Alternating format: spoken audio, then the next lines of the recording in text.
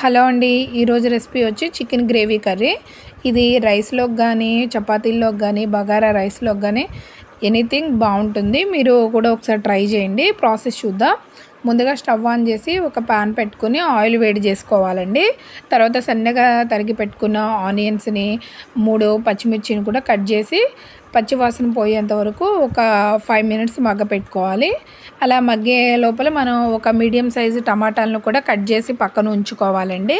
మీరు గ్రేవీని బట్టి అడ్జస్ట్ చేసుకోండి టమాటా, ఉల్లిపాయలు అనేది. తర్వాత టమాటాలు కూడా వేసి మనం మూత పెడితే తొందరగా మగ్గుతుంది.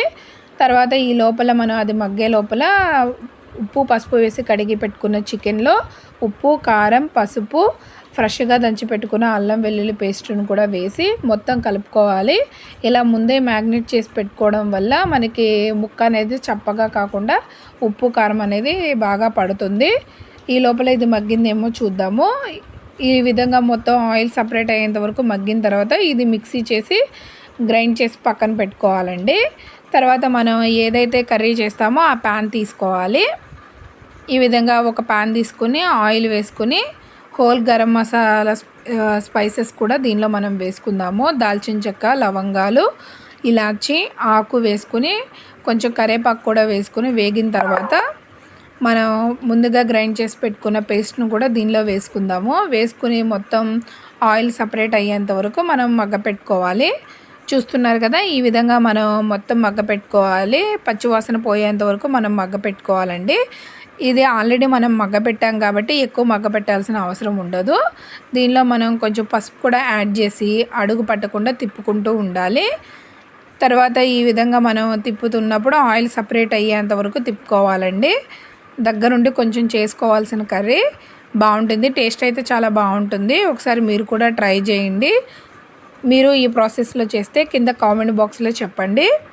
ఈ విధంగా ఆయిల్ మొత్తం సపరేట్ అయ్యేంత వరకు మనం కలుపుకోవాలండి. కలుపుకున్న తర్వాత దీనిలో మనం ముందుగానే ఫ్రెష్గా దంచి పెట్టుకున్న అల్లం వెల్లుల్లి పేస్ట్ ఉంది కదా, అది కూడా మనం ఒక స్పూన్ని దీంట్లో యాడ్ చేసుకుందాము.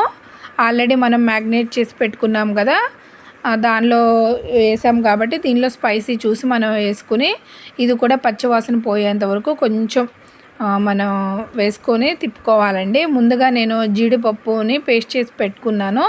దానిలో కొంచెం తీపిదనం రాకుండా మిరియాలు కూడా కొన్ని యాడ్ చేసుకుని జీడిపప్పు పేస్ట్ వేసుకున్నాను. అది కూడా దీనిలో యాడ్ చేసేసుకుందాము. ఇది కూడా మొత్తం ఆయిల్ సపరేట్ అయ్యేంత వరకు మనం కదుపుతూ ఉండాలండి. అడుగంటకుండా కలుపుకుంటూ ఒక్కొక్క దాని వెనకాల వేసుకుంటూ మనం కొంచెం టైం తీసుకుని చేసుకుంటే టేస్ట్ అనేది చాలా బాగా వస్తుంది.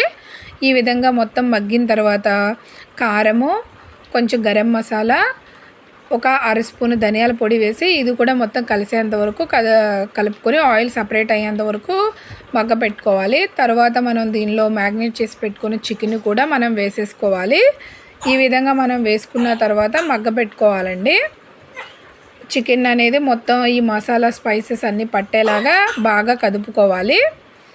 కదుపుకున్న తర్వాత మనం ఒకసారి దానిలో నుండి చికెన్ నుండి వాటర్ వస్తుంది కదా, ఆ వాటర్ మొత్తం మగ్గిపోయేంత వరకు మనం మూత అనేది పెట్టుకుని ఉంచుకోవాలి.